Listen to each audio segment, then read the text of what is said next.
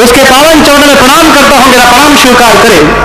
बंधुओं, जिन महापुरुषों ने सदियां बीती, युग बीते और धीरे धीरे वो महान पराक्रमी, वो एक ऐसा तेज पुंज जिसको जुझार के रूप में, तत्व के रूप में जाना गया है, ऐसे सिद्ध योगी जिन्होंने अपनी जीवन शैली से, जिन्होंने अपनी आभामंडल से पूरे विश्व को ये बता दिया कि क्षत्रिय कोई जाति नहीं है, क्षत्रिय कोई समाज नहीं है, क्षत्रिय चलता फिरता तीर्थ है, ये साक्षात देवतुल्य की भूमि है।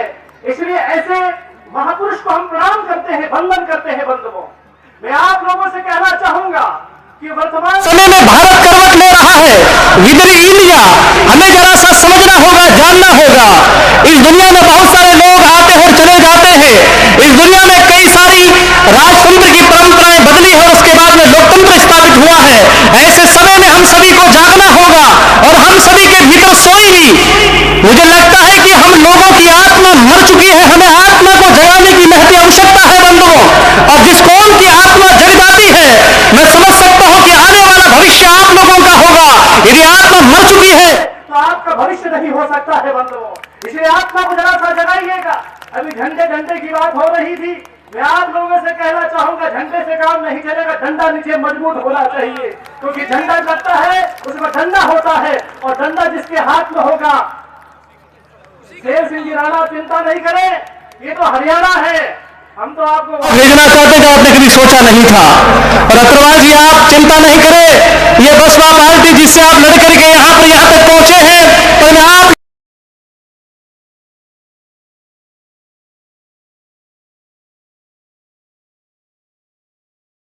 मुझे दुख भी होता है इस बात का कि दारू की बोतल फेसबुक पे लगा करके नीचे जय राजपुताना लिखते हो। दुर्भाग्य है बंधुओं, जिस कौम में राम पैदा हुए, जिस कौम में कृष्ण पैदा हुए, जिस कौम में महावीर पैदा हुए, और जिस कुल के अंदर ऐसे हरिदेव जी महाराज पैदा हुए, ऐसे उनके महान हमारे पूर्वज, उनकी संतानें, यदि जरा सा दारू की बोतल लगाकर जय राजपुताना लिखती, दुर्भाग्य है बंधुओं।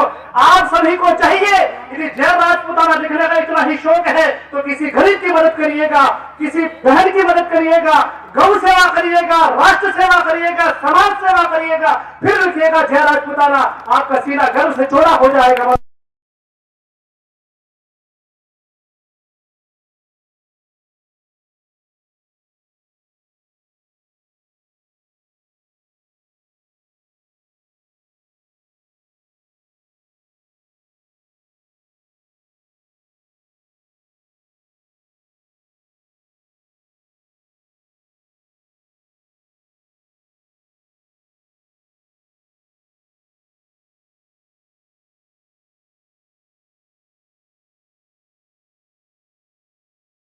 हमें हमसे हमारा इतिहास छीना जा रहा है, उस पर भी जरा सा हमें गौर करना होगा।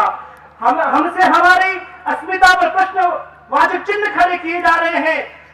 मुझे लगता है कि आने वाले समय में राजपूत होने के लिए हमसे सर्टिफिकेट मांगा जाएगा। बंधुओं, ऐसे भी सरकारें कर सकती है, क्योंकि सरकारों से मेरा पुराना नाता है, इस चीज को सिर्फ सिंह जी जानते हैं। इसलिए बंधुओं, हम सभी को संगठित हो करके, क्योंकि मैंने सुना है संगठन करे चलो, सुपंथ पर बढ़े चलो, बना हो जिसमें समाज का वो काम सब किए चलो। आ रही है आज चारों ओर से यही पुकार, हम करेंगे त्याग मातृभूमि के लिए अपार। कष्ट जो सहा है मुस्कुराते सब सहेंगे हम, समाज के लिए जिएंगे और मरेंगे हम, ये हमारा संकल्प होना चाहिए। क्योंकि सबसे पहले समाज सुधार की बात करनी होगी, राष्ट्रवादी रहे बंधुओं। यदि समाज जागेगा तो राष्ट्र को बदलने में जरा समय नहीं लगेगा। हम सभी को चाहिए, मातृशक्तियों को चाहिए कि अपने चरित्रवान बेटे और बेटी को चरित्रवान बनाइएगा। मुझे दुख होता है, तकलीफ होती है कि इस देश के अंदर चारों तरफ से किस प्रकार से सरकार हमें नीचे दिखाने का काम करती है। बंधुओं, ये जरा सा हमको जागना होगा। एक सरपंच बनना मुश्किल, जिला परिषद का आपको टिकट नहीं मिलता है, और जब कोई बुद्धिमान लोग कहते हैं कि शेरों की भीड़ नहीं होती, अरे याद रखो, शेरों की भीड़ बहुत जरूरी है, क्योंकि भेड़िया आपके पास में घूम रहे हैं। यदि शेरों की भीड़ नहीं होगी तो भेड़िया आते करके आपको मार देगा। इसलिए सभी को चाहिए कि हम सब संगठित होकर के आने वाला जो भविष्य है बंधुओं, हम सभी लोगों को चाहिए 36 कौम को साथ लेकर के, क्योंकि अजय पाल देव जी महाराज को मानने वाले 36 कौम के लोग हैं, पृथ्वीराज चौहान को मानने वाले 36 कौम के लोग हैं। जब मैं इस गांव में, अटेली गांव में प्रवेश कर रहा था, मैंने देखा कि राम का स्टेचू, राम का फोटो लगा है, जो राम समन्वय का प्रतीक है, शांति का प्रतीक है, सत्य का प्रतीक है। दुर्गादास राठौड़ का फोटो लगा जो त्याग का प्रतीक है। राजा हरिश्चंद्र का फोटो लगा जिसने सत्य के लिए अपने पूरा जीवन कुर्बान कर दिया। इसलिए हम सभी को चाहिए कि ऐसे आपके महान पूर्वज, पर दुर्भाग्य है कि हम हाथ पर हाथ धरकर बैठे रहते हैं। अरे बंधुओं, रोने से राज नहीं मिलता, राज को छीनना पड़ता है। हम सभी को चाहिए कि हमारी जो आत्मा मर चुकी है उसे जरा सा जगाने का काम करिएगा। और मैं आशा करता हूं आने वाला हमारा राजस्थान 2023, और आपके पता नहीं कब होगा, मुझे पता नहीं, चुनाव के बाद 24 में, 23 और 24 ज्यादा दूर नहीं है। अब जरा सा जागिएगा और आने वाला समय मुझे लगता है कि आप लोग इसमें कटिबद्ध होकर के, संकल्पित होकर के, क्योंकि अभी जो कह रहे थे कि भूखंड विजेता कौन हुआ, नवधर्म प्रणेता कौन हुआ, जिसने न कभी आराम किया, विघ्नों में रहकर नाम किया, है कौन विघ्न ऐसा जग में, टिक सके नरवीर के मग में, खमठेक ठोकता है जो नर पर्वत के जाते पांव खड़, मानो जो जोर लगाता है पत्थर बारी बन जाता है। ये रामधारी सिंह दिनकर के महान विचार, इन पंक्तियों को पढ़ करके हमारे भीतर मानवता को पैदा करना होगा। बंधुओं, इस भूमि पर आकर के मैं स्वयं अपना आप को ऊर्जान्वित महसूस कर रहा हूं और आशा करता हूं कि आप अपनी पीढ़ियों को सुधारने का काम करें। मांस और मिट्टी को दूर रखिएगा, दारू की बोतल को बंद करिएगा।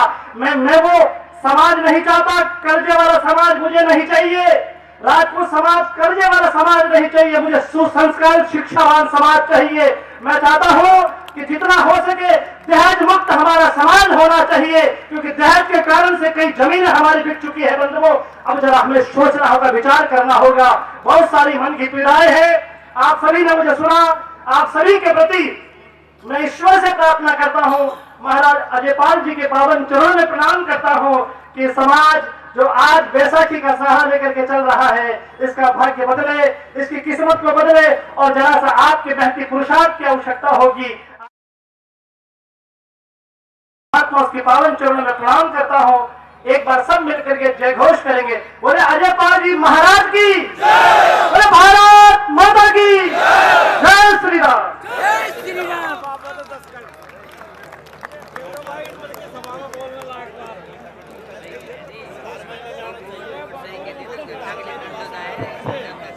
महाराज श्री ने जिस जोश के साथ में हम सभी को आशीर्वचन दिया, महाराज श्री की बात को हम सभी अंगीकार करें, निश्चित रूप से जीवन में कुछ नया परिवर्तन आएगा।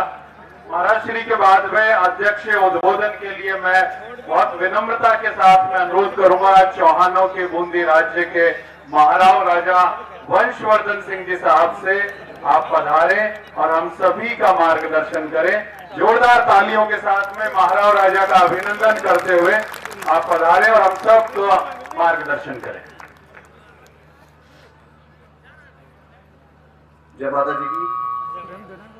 सभा में उपस्थित सभी मेरे बुजुर्ग, माताएं, बहनें, भाई, मंच पे उपस्थित सभी अतिथिगण,